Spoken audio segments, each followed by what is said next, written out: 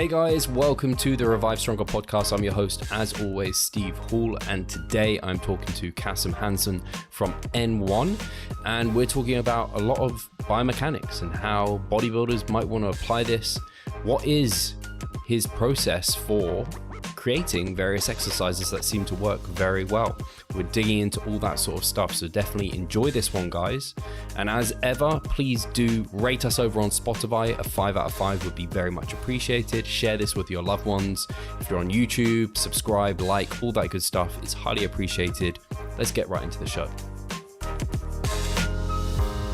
Hi guys, welcome to the Revive Stronger podcast. I'm your host, as always, Steve Hall, and today I have Kassem Hanson on the podcast, or Coach Kassem, as many people will know him from N1.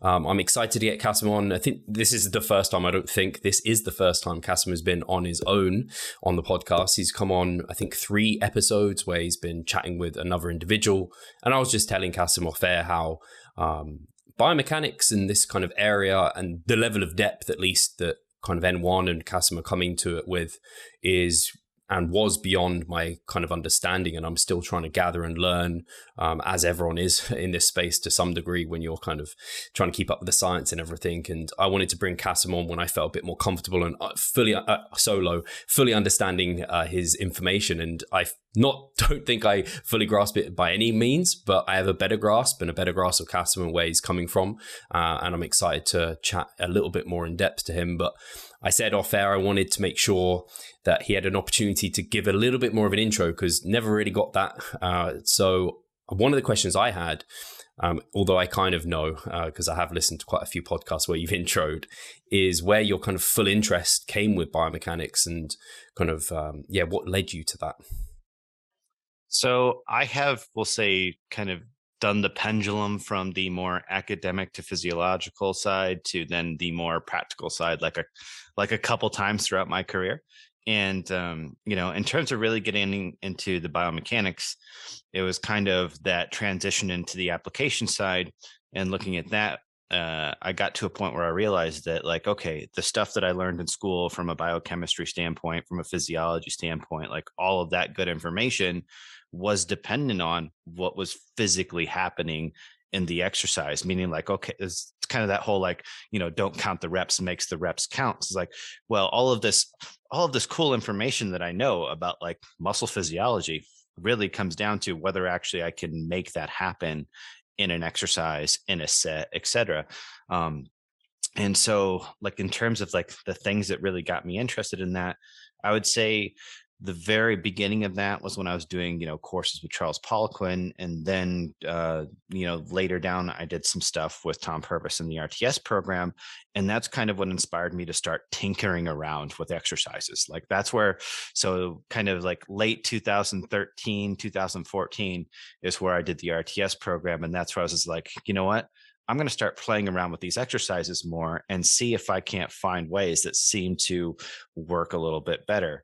And then one thing led to another, and it went from tinkering to, purchasing our own lab and doing, I would say from a volume perspective, all of our stuff is in-house. It's not published or whatever, but from a volume perspective, we have probably run more experiments that are relevant to like exercises that we want to do in the gym and those variables than like anyone on the planet by far. But and a big part of that is we don't have the restrictions of, we're trying to do a study and get published or whatever. I can be like, hey, I can just walk in the gym today and be like, I have this question. Let's see if we can answer it, or let's see if we can, get some data, see if like, this makes any sense at all, and just do that on the day, which is so cool. Really expensive, but so cool.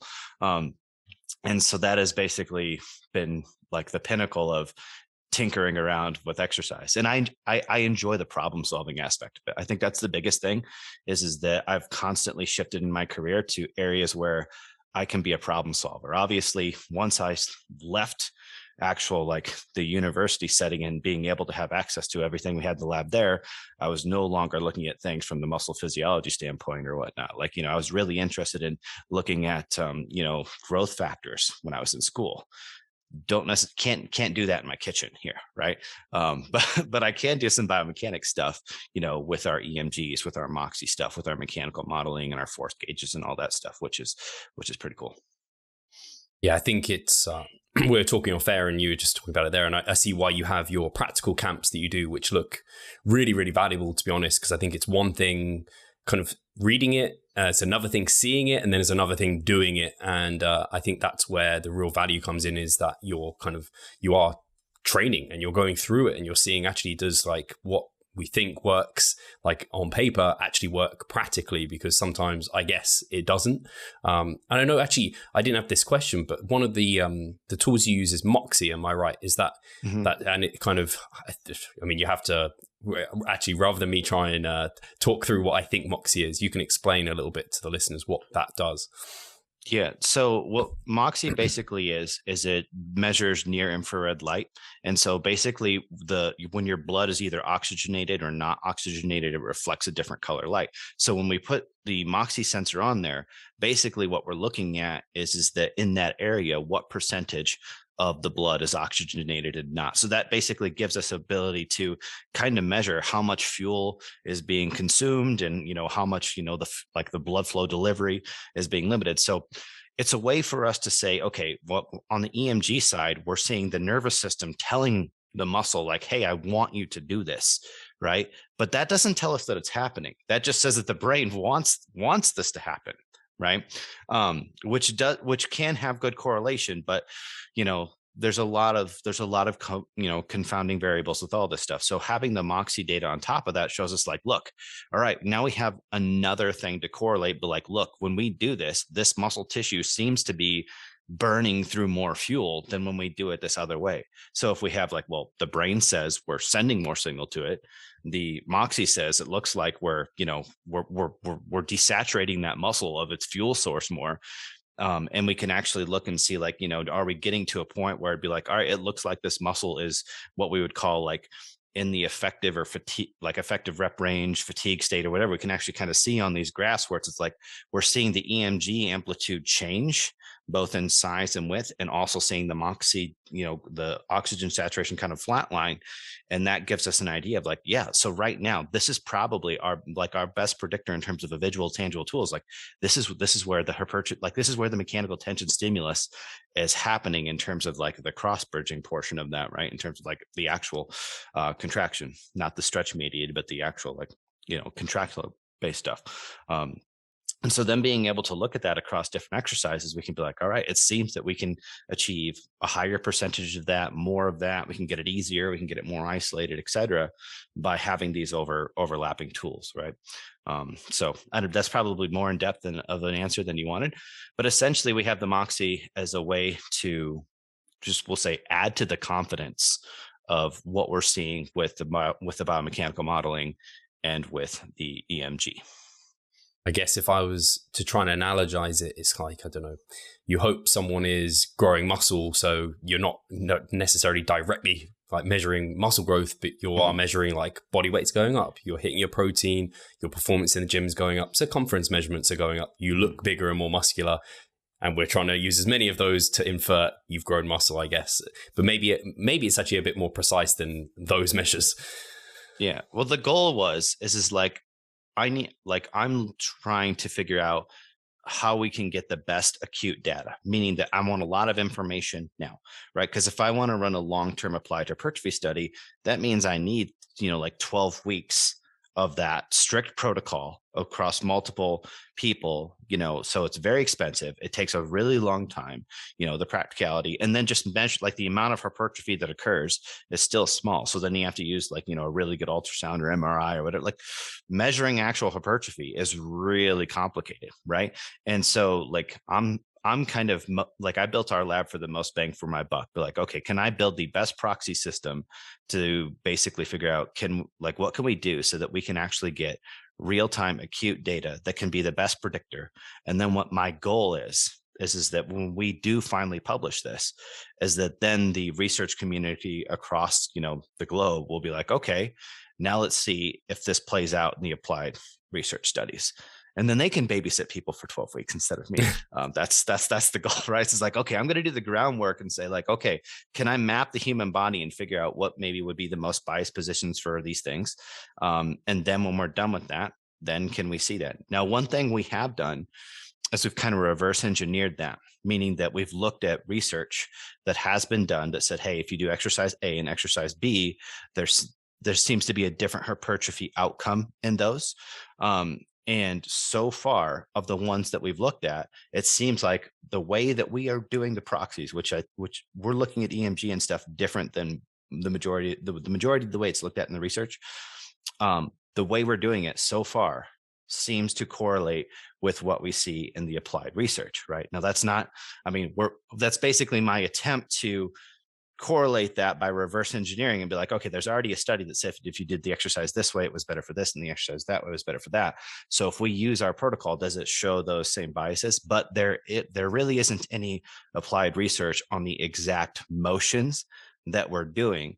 And those tend to show up on the proxies that they separate out these tissues to an even greater degree than anything that we currently see on the in the research now. Like, for example, you'll see a study on rows and they just change the hand grip, right? So it's like, okay, let's look at neutral and pronated or whatever. And we're using like these very drastic deviated positions between even just like biceps, the two different heads of the biceps. It's like, well, we're not just like turning different degrees of supination or just moving in sagittal flexion extension. We're like incorporating all planes of motion, right? And looking at how those things can drastically shift that. So instead of seeing like, a few percentage points on some of these things, we're saying like, well, there seems to be like a 60-70% shift in that direction, into muscles that are what you would normally think is like these have a very similar function.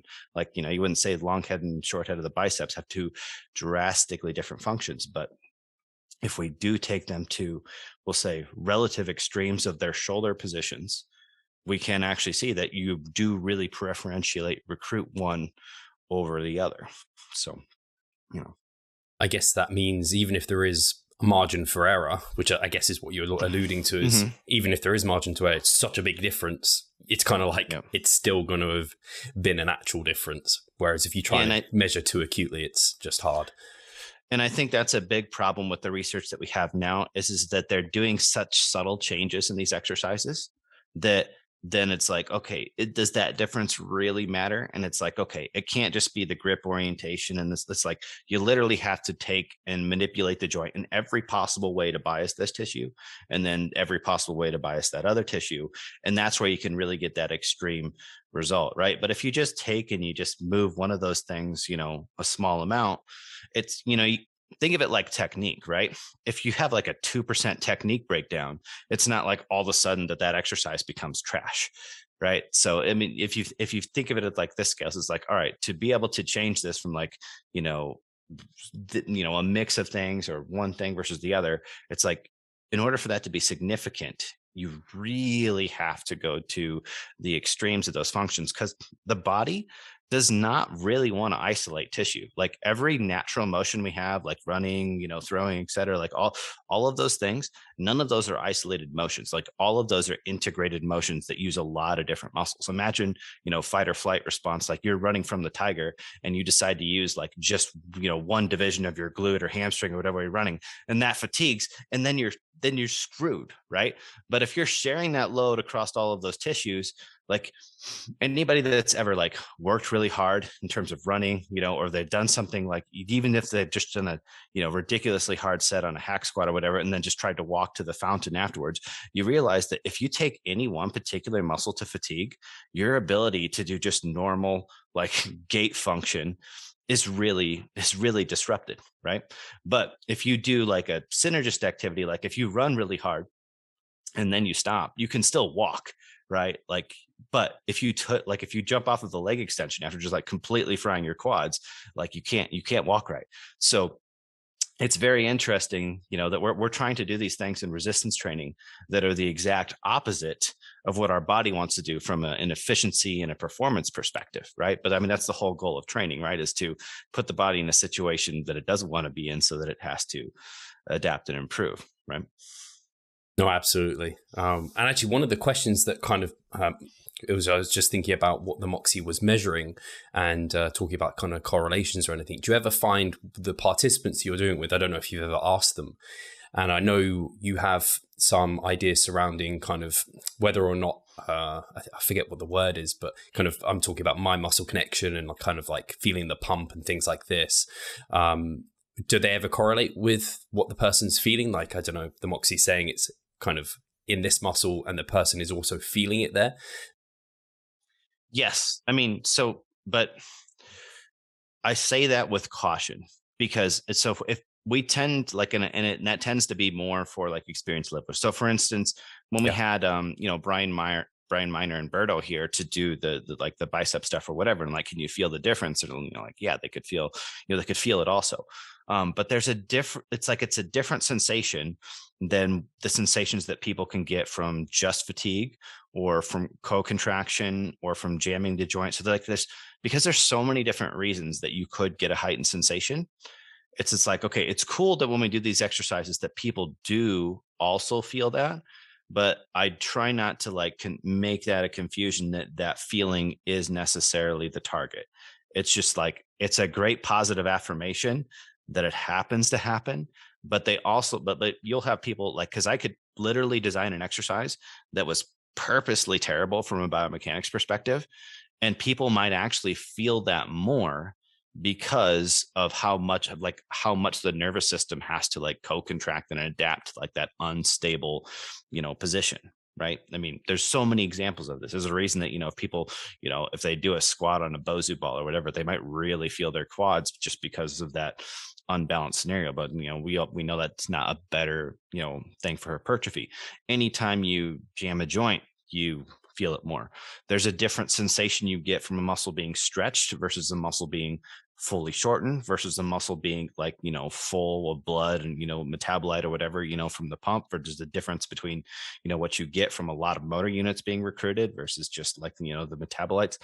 So from a trainee perspective, sensation is like it's a minefield to try and navigate. And so that's why I'm like, if the sensation comes along with good mechanics, awesome. But don't make the destination or the thing that you're trying to use to validate the exercise exclusively like sensation, right? Because I like to look at mind muscle connection not as feeling, but as control, right? I'm looking at this as like mind muscle connection means am I able to contract this muscle, and am I able to continue to contract that muscle in the face of fatigue when my body wants me to do other things, right? So that's what I think is the most valuable thing in terms of what you should be striving for in terms of improving mind muscle connections. It should not be how much sensation you feel, but it'd be like, how much control do you have over the tissue, right? Because that's a combination of what the nervous system is capable of, but also then your conscious discipline to continue asking that of the nervous system when you otherwise would want to compensate either with body motion or other muscles, et cetera. Right. And so that carries over to better technique as well. I think that's as ever with your answers, very nuanced answer in that regard. And I think it useful. It might, for some listeners, they might hear that and be a bit confused, but I would hedge a bet that's more the kind of more novice lifters, and the more advanced that, like for myself, using that kind of like what you talked through there, I was like, yes, I know exactly what you mean with that kind of that variance. And with some of the exercises I've used from yourself that I've seen, like the iliac lat pull down, we might call it, or like the press arounds and things, it's taken a while for me to kind of get the sensation or the right sensation, and it not to feel a bit kind of I don't know, like you're just learning something new and it just doesn't quite feel right. But once I got it there, and now it's like, yeah, it's that control. And you almost, with the biomechanics background and through having kind of heard you talk things out about kind of the various movements, I'm almost thinking about what is the muscle trying to do here. And I'm almost feeling it go through that motion. And that's what's been helping me kind of connect with it better. And yeah, have that control. Like you said, the mind muscle connection. I can see mind muscle connection and control being they align very nicely, actually, I think.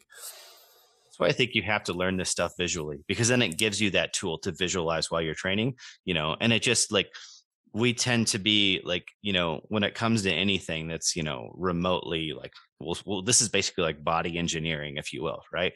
And it's like, man, being able to see that tissue, how that tissue moves in 3D on real people or whatnot, like people learn it exponentially faster. Right. And that was for me personally, in terms of getting better at this stuff, that was what really, I would say improved my comprehension of the stuff the best is when I got out of just the textbook and the research, and I was like, okay, we're going to get 3D apps. We're going to get, skeletons. We are going to start actually looking at all of this stuff in 3D, because I would see this stuff training clients, and working with people, and we did camps. So it's like, I would see, I'd have a day where it's like, all right, I'm looking at 30 different individuals, like back to back to back to back, like not like hours, but like, seconds and minutes apart, and like going through the same thing. And it's like, okay, that is educating me more on how to, adjust this movement, how to coach this movement, et cetera, versus, I could be studying. I could know all of the internal moment, like all of that stuff, but then get onto the gym floor and be like, okay, but like, how do I make that happen? Right. But you see a few real people do it. You get coached how to do it physically. You see it, and it's like all of a sudden, then it's like, okay, the learning curve is so much shorter, and it makes so much more sense. Hey, Pascal here. I just wanted to take the moment to talk about our membership site. Inside, you'll find a thriving forum, an extensive exercise library, courses, presentations, and research reviews. All I need you to do is hit the link in the description below and sign up. Yeah, I can definitely see that. I mean, I could think about anything, but like it's like a contest prep or something. You can read about how to go through a contest prep and diet down to stage level of leanness and how it's meant to feel.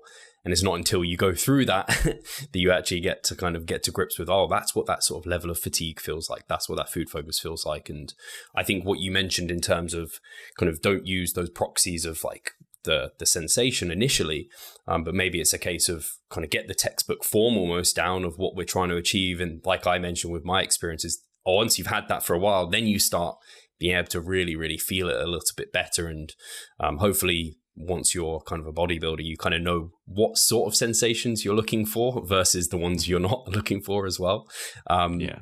With kind of introducing some of these exercises and things to people, have you ever found like you've had kickback from some of like, it seems like a more new or novel and kind of versus the old school kind of bodybuilding approach? Have you found you've got kickback? And to ask you a further question to that, like, do you have any ways of encouraging people to look past maybe some of their more closed-minded thinking potentially?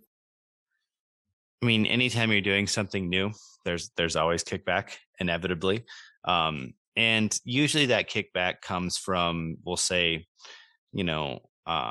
from people that aren't looking through a large lens. It's looking through a narrow lens. Like, so for example, one of the first things, that we kind of pushed out was like simply using the heel wedge, right? Like, so a lot of people, don't know. It's like the reason that like you can go on Amazon or whatever, and there's like 20 different companies now that make these small little individual heel wedges. Like, yeah, that was an innovation of ours. But when we started that, we got a bunch of flack and a bunch of pushback on like, oh no, that's, doesn't matter, doesn't work, et cetera, whatever. And now you see them everywhere. Same thing with like, like with the lat stuff or whatever. Like when we first started that, there was a lot of pushback on those things. And two things that come with that is like you have one group that's like, hey, you're overcomplicating it, like look at all these people that have gotten results like doing other things and whatever. And when we're looking at optimizing these movements, and a lot of what we're doing is what we call biasing. And it's like, okay, but we're not saying that like doing a regular lat pull down doesn't involve the lats. But what we are saying is like, if you wanted to make sure that you were targeting the lats more and that they were going to be the thing that was the limiter, right? Because like in an integrated movement, if any one of those muscles fatigues a little bit faster or is a little bit weaker, et cetera, that can limit your performance, that can limit your technique, et cetera. So the more biased we make a movement, the more predictable the outcome of the stimulus that we're going to get, right? So the whole idea is that if we know that target, like of how to bias every individual tissue, then even if we choose movements that aren't that, we know how close they are to those things. So then that gives us a better predictor of what the outcome is for those, and then, when you take in individual structures, we have all these variances, people like, if you take a whole bunch of people and you just all have them do pull downs and you were to measure, what their back would look like afterwards, an exercise that incorporates a whole bunch of muscular at once, you're going to have a variety of responses. Some people are going to grow more upper back. Some people are going to grow more lats. Some people are going to grow different divisions of their lats more. Some people are going to incorporate, more of the erectors or elbow flexors, et cetera, whatever, with those, because there's so many variations that you can have in that technique and intent and stuff with those exercises. As we get to more of these extreme biased exercises, pretty much, like if you do this, nothing else is then going to be the limiter. I know where that stimulus is going, right? But it also comes with the consequences that means that everything else is subsequently getting less stimulus because I'm intentionally making this the limiter of the exercise, right? So it's by far not the only way that you should train and the way that everybody should train, because sometimes you may be like, hey, I need an exercise that's going to hit a bunch of tissue. And so because you have the history of, so-and-so bodybuilders, have gotten results with this. So you got that argument, right? You got the like, well, okay, if I do this movement, it hits all of these tissues instead of these, like those are all valid arguments. But what people often overlook is that anytime we introduce this information, it's not that, okay, everybody has to quit doing what they're doing and everybody now has to do it this way. It's more of like, hey, here's some information about the subject that you didn't previously have that now you can put into your program and apply it. So if you're a physique competitor and you've been doing all these exercises and you haven't been getting progress in those areas, this is now a way that now when you choose back exercises that you can make that target, you can predict that outcome, right? So basically everybody is now empowered to say, hey, it's not like, that whole like, does this exercise work for me? Because there's a lot of reasons that a lot of will say, well, like, integrated exercises like work for one person A and not for person B. But what we do know is like, if we take it to this level, then an iliac lat pull down is going to be an iliac lat pull down for everybody, right? There will be individual variances in what that exercise looks like for different people because they might have varying, sized rib cages and degrees of flexion or whatever. But, if they set that up for their structure, everybody's going to be able to stimulate that tissue. Everybody's going to be able to bias that, right? And so really all we're doing is we're adding precision, we're adding value, in terms of being able to say, hey, I want to do this. Is there a way that I can make sure that I accomplish that in training? Then now we have that information. But a lot of people don't like that either because it is complicated to get this nuanced about training. Or they're just like, oh, I didn't have to do that, or I don't want to do that. And therefore I'm going to be anti that, if that makes sense. No, absolutely. I think the first thing that springs to mind is like, I don't know, as a new lifter, a deadlift off the floor can be a really great exercise, hits a lot of musculature, and you don't have to worry so much about fatigue and the cost there. And it's become, I guess, maybe kind of not common knowledge, but more people have come to the opinion that deadlifts for hypertrophy, once you're more advanced and very strong, the kind of trade-off between the kind of growth stimulus you get across a bunch of muscle that it kind of just shotguns, and you also get like a shotgun back in your face because this is kind of the fatigue across the body is maybe not worth it. So people then kind of isolate a little bit more. They move to like a RDL or a straight leg deadlift where they're hitting a bit more hamstring, glute, and maybe kind of some of the posterior, like the erectors and things, but they're not hitting so much of other stuff that they can target through other things. And you're kind of taking it like, oh, and then they go to like a leg curl, say. So it's not really actually anything different to a lot of what people have been doing, but it's like, well, your back exercises, you haven't maybe taken it that far where you're thinking the back is a very complicated muscle group, but we haven't taken it as far as it yet, like as common knowledge. And now you're starting to, and I guess, is that with some of the exercises that are becoming popular, do you find they're common holes in people's physiques and that's why they're becoming popular? Because people are kind of hopefully correctly incorporating them. I like to think I'm correctly incorporating my routine where it's like, well, I haven't really been hitting my iliac lat particularly well. I imagine a lot of people don't particularly through a lot of their exercises. And so it can kind of be synergistic rather than like, oh, I need every exercise to be this like specific isolated pattern. I wish I could say that the exercises that we've done that are the most popular are because they are the ones that work the best. But I think I would be calling absolute BS on that, because it seems to be that the exercises that are the most popular, unfortunately, are the ones that are most novel. Because like, let's take the iliac pull down, for example. The whole point of that exercise was to get the arm in front of the body, utilize the rib cage to provide a stretch on the lats, right? And the number of people that basically they put a bench in front of them and then just did the exact same exercise that they were doing seated, because they would just take their arms straight up over their head, right? So basically all they did was they just did the same exercise on a different bench, right? And then they would tag them like, oh yeah, I'm doing the iliac protein. And like, I love these feel so much better. And I'm just like, that just goes to show how much of a psychological aspect there is in this. And that tends to make things more viral than, the actual effectiveness. Because I mean, it's so hard. It's not like, it's one thing for people to do an exercise, but like, oh, I felt it, right? But there's also this huge bias of when anybody tries something new, especially if it's something new coming from somebody that, they believe in, they trust or whatever, and they're like, well, this person that I respect says this is good for this, so I'm going to try it, right? So there's like a huge psychological bias of wanting to succeed at that and like making it feel or whatever. And then there's also the implied thing, and this is something that we have to account for in the lab, is that if I tell you this exercise does this, and you're a bodybuilder, you've posed, you have intricate control over your body.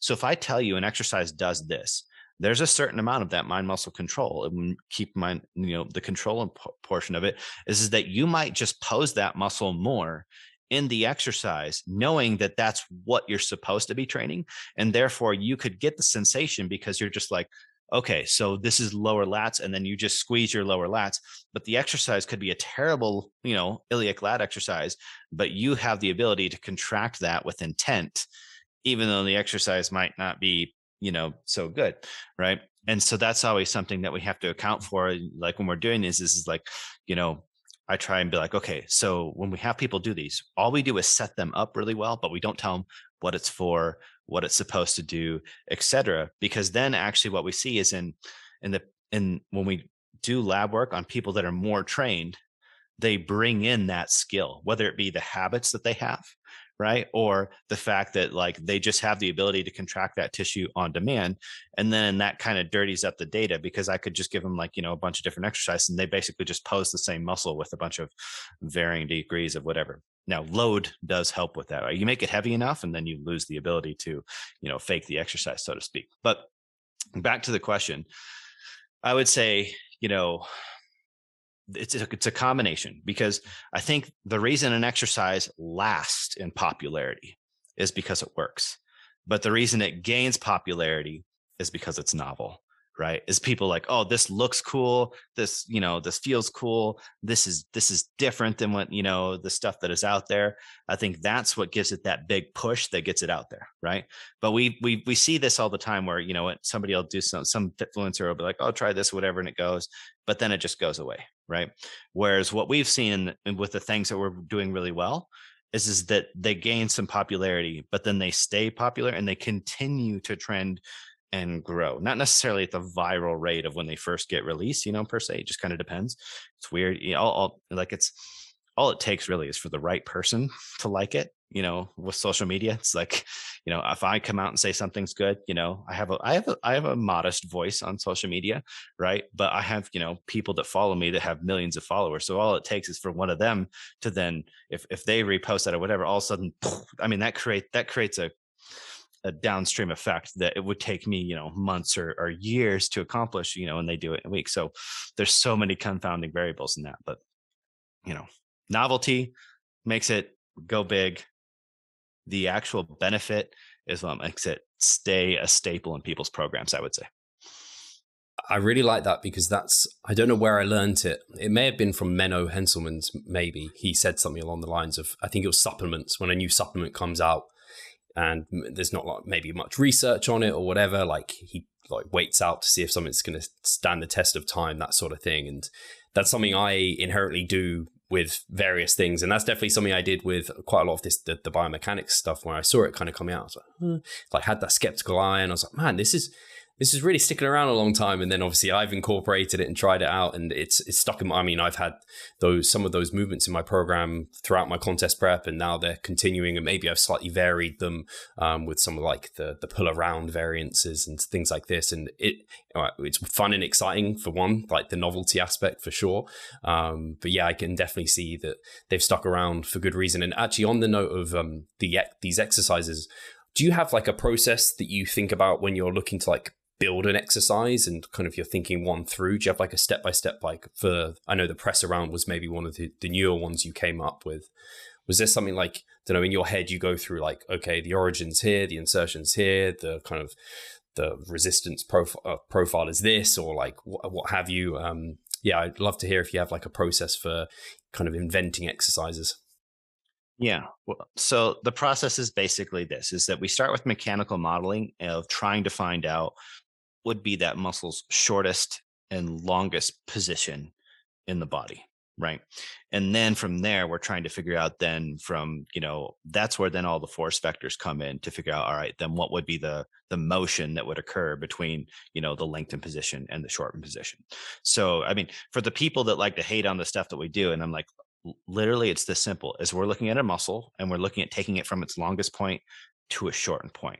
Like if that doesn't make sense as a valid training application, then then I don't know. I mean, that's pretty much the point of every exercise that we do, right? And we're just looking at that as being a little bit more exact with that. Okay, so once we do that, once we've gotten the mechanical modeling down and we have the motion down, the motion sometimes, and subtle differences that we could take, because like for a deltoid, I could have I could have a path across the body and behind the body, and it'd be like, well, I could do that in a more frontal plane set, like the arm could be lower, higher, whatever, and I could still get to point A to point B. So we got to figure out, like, is this an uppercut motion or a hook motion halfway in between, or like, so the path of motion in between, that's where then the tangible tools really come into play, right? Is then they help us compare all of those different aspects of getting from point A to point B, right? And so once we kind of figure that we've got the good end positions, we have some path of motions, we test those, right, with whatever exercise that we can come up with. And it doesn't have to be a great exercise, doesn't have to be super good at loading or whatever. Yeah, we just want to know we're on the right path. Then we look at refining the exercise of like, okay, how could we improve like the bracing, the setup, would this be better done, in this machine versus this cable, or like in all the different ways that we could, create that motion with good resistance, for people. Then that's where we're trying to take that stuff to the application. And so there's always a bit of lag in there. And, we actually had a lot of this with like the press around and pull arounds, but like people like, hey, you're doing the press around thing on Instagram, but it's not in the library yet. And I would tell people like, yeah, that's because I haven't, like, I'm still playing around with what is the absolute best way to do these in the arm paths or whatnot, right? So there are times where I've let social media kind of in on the creative process, right? But people get very impatient. They don't realize the amount of work that goes into where we finally say, okay, now we're confident in putting, I'm confident in putting the N1 brand on this and saying, hey, this exercise does this. Here's the best way that we've found to set it up. Here's good cues to help you, with the technique, etc. Rather than just saying, like, well, here's something I tried and I liked it. This is how I did it. And then we just put that, in our library, right? Because it's not the library of Kassem's preferences or things that he just decided to do in the gym that were weird. It's like, hey, once we're ready to formalize this stuff, it's like, cool. If people want to, be part of that experience of testing this stuff out by trial and error on their own, that's cool too. And I've really appreciated the amount of people that, that do decide to do that, right? Because, sometimes I get feedback, or by seeing other people like doing it, it helps me understand what I'm going to need to do from a coaching perspective, right? That's why the practicals are so valuable for us as well, because we get all these people come in, we attempt to coach these exercises, and granted, they're going to make mistakes, and we're going to have inefficiencies in the way that we're communicating that information, et cetera, whatever. And then we get better and better and better and better, right? And so then we figure out better cues and small tips, and things like that. And we continue to evolve these things, over time. So I would say that's the final stamp. It's not after, it's then after we've then applied that. Our coaches have applied it, with their in-person and their online clients. We've applied it at practicals, and of course, most importantly, TikTok has approved it. That's the important thing. How long have you now been on TikTok? You've been on there, it's like a few weeks now, right? Yeah. A little over 2 weeks, I think. I committed to doing it for a month. I go back and forth on whether or not I am going to stay on that platform. very interesting interactions. But yeah, it's definitely definitely not my favorite thing to do. Hi guys, Steve here. Just wanted to take a moment of your time to remind you of our online coaching service. At Revive Stronger, we pride ourselves on providing personalized service that will take your physique and knowledge to the next level. If you're interested, check the description and sign up. Yeah, I can appreciate that. I recently, I won't go on to the whole TikTok thing. I wanted to actually, with the exercises, really, I mean, obviously it's fairly basic, but there's lots of steps that come into it and you're trying to get it precisely. And actually something you mentioned there, because obviously people are going to see you, they're going to see potentially me and tagging you, and it's reshared and other people reshare and do it. And and obviously you discuss like some people are doing it completely wrong, some people are doing it maybe spot on, and other people are somewhere in between. But if people want kind of, I guess, the Kassem way, the N1 kind of, this is the final say, this is how we really think it should be done, you have a library that people can access.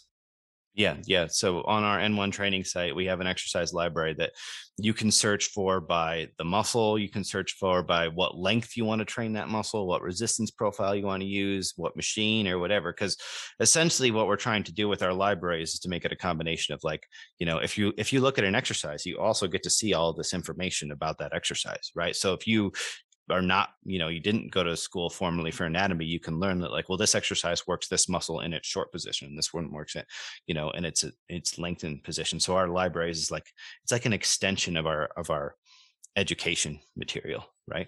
And that is the last place that this new stuff shows up. So like, first we'll put it in our courses, teaching it to our most educated students, right? And then once we've gotten all that feedback and refined it, then it goes into that library. So if you want the end, like, this is exactly how we recommend it, that's where it is. Yeah, I'll make sure we have that link so people can check that out, because I'm sure there's a lot of people that are like, yeah, it's all good and well kind of talking about it and seeing it, but I really want like the way to do it, which is great that you have that resource there. And if people are, I know you've had this before, and in terms of people using your exercises and then maybe not giving credit, what is your preferred, actually even for me to know, what's your preferred kind of approach if someone is using something they've seen that kind of stems from your teachings? What's your preferred way of kind of someone giving credit or approaching that? Do you have a particular feeling surrounding it? This is one of those areas where I don't ever think there's going to be, a right answer. It really comes down to, people just, being as ethical. And I think the more that we share and, we support each other in this industry, the better it is. So, I mean, if you use something of ours that we've put on, social media, and you want to tag people and let that, not only, I mean, that's basically how we grow as a brand, right? So that's extremely helpful, but also it does help people get back to the original content. So what it does is it helps with the quality control, because when somebody does an exercise and they do it 90% well, right, but they don't tag us, and then somebody copies them and they do it 90% well, and then that happens over and over again, then eventually you have the person that's doing it completely ass backwards, and they have no idea why, or what the even goal of the exercise was. It's just like, hey, this person put a bench in front of a cable machine and now I'm just pulling on a handle, and that's the extent of the nuance of it. And it's like, okay, so then essentially what really sucks about that is that people associate that with N1, right? So it's not so much just about the credit, but it's also just about making sure that the quality of the community is actually, is good, and that everybody's benefiting from these exercises, and that we aren't just seeing people just do overcomplicated, setups to accomplish nothing different because, they copied a copy of a copy of a copy, right? But essentially our stance, is anything that we put on social, is fair game for everybody to use and post about, and whatever. We appreciate tags or whatever. But the stuff that we teach in our course, and even some things on the exercise library, because there's no way to deliver that much nuance on social media, is we basically ask people, it's like, hey, you don't need to share this on Instagram, because there's no way that you can help people by trying to put something this complex in that platform. Like, for instance, at our practicals, we have, essentially the most educated trainers in the world. They're going to see this stuff on a 3D anatomy app. They're going to see it on a real skeleton, right? They're going to see it on live humans, right? They're going to see it in exercises on live humans, and then they're going to do it themselves, right? And that's going to be like, they're going to do all of that. So for this one body part or whatever, they're going to dedicate a whole day of going through that experience. And a large portion of them are still not going to have it perfected on that day. They're still going to need to practice and apply that, to really nail that down. So to think that you can throw this on an Instagram post, in a quick video, and then everybody's somehow going to do a better job than the top people, looking at that stuff, and whatever. So it's like, hey, some of this stuff that's like more complicated or whatever, you'll be doing people a disservice by putting it in a format where you're setting them up for failure, if you will, rather than setting them up for success, right? It's the equivalent of telling people they'd be like, hey, everybody, you should load 600 pounds today, without being specific to the exercise or who it was from. You just put out that blanket thing. That's like the equivalent of what it is when you throw out an exercise and it doesn't have the nuance of how to do it, what it's for, who needs to do it, and all of that other stuff. Then it's just like, is it cool or is it not cool, right? And my rant over there.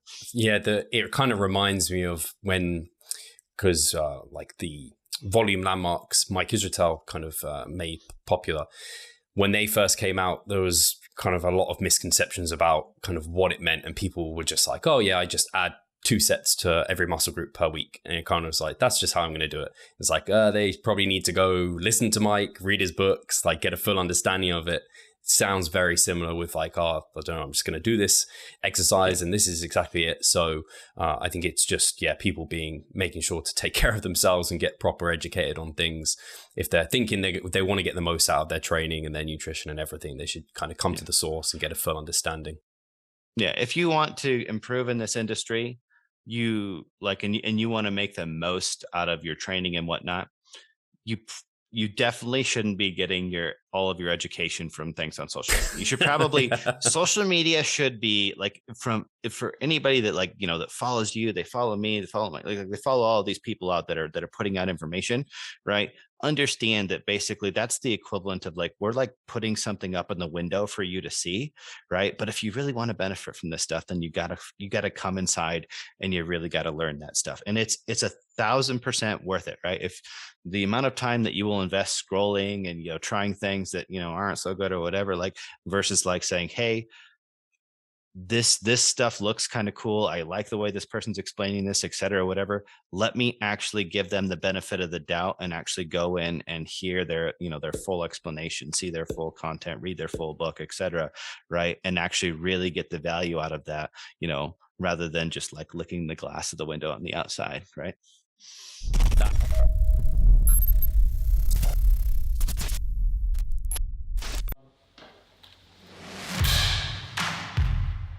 So I'm Steve Hall, founder of Revive Stronger and a coach of Revive Stronger. My name is Pascal Flor. I'm the co-owner of Revive Stronger and also a coach, of course. Revive Stronger has probably been going solidly for 3 years, roughly about 3 years. Revive Stronger, to me, it is becoming kind of my child, my foster child. It's the gathering and getting together of like-minded people. We've been expanding the coaching team, which is helping us help more people, but each coach can only help a certain number of people. Right now, it's all over the place. We have YouTube, we have Facebook, we have Instagram, but there isn't that community aspect behind that. And so the next step for us is developing a membership site. So basically, we want to create a family and a community that is then benefiting from another. A really cool community for people within our little niche is going to be a website. They will get early access to our podcast. You can access us, ask us questions. The community aspect, we have a forum there. You can ask questions, but also you can log your journey. There's also going to be courses on there. Courses, presentations on different topics. Discount of past seminar footage. We will log our journey as well. We'll start vlogging. We're going to have documentaries. Our entire athletic journey. Furthermore, they get access to an exercise video library. The exercises that we love for hypertrophy and maximizing hypertrophy, we're going to go through those in depth, telling you how to execute them. We kept them concise and also mobile friendly so that you can watch them in between your sets. I'm super excited to grow this community. The amount of value that we're going to be delivering is huge. And I'd love you to be part of it. You will get so much out of that. I'll see you inside.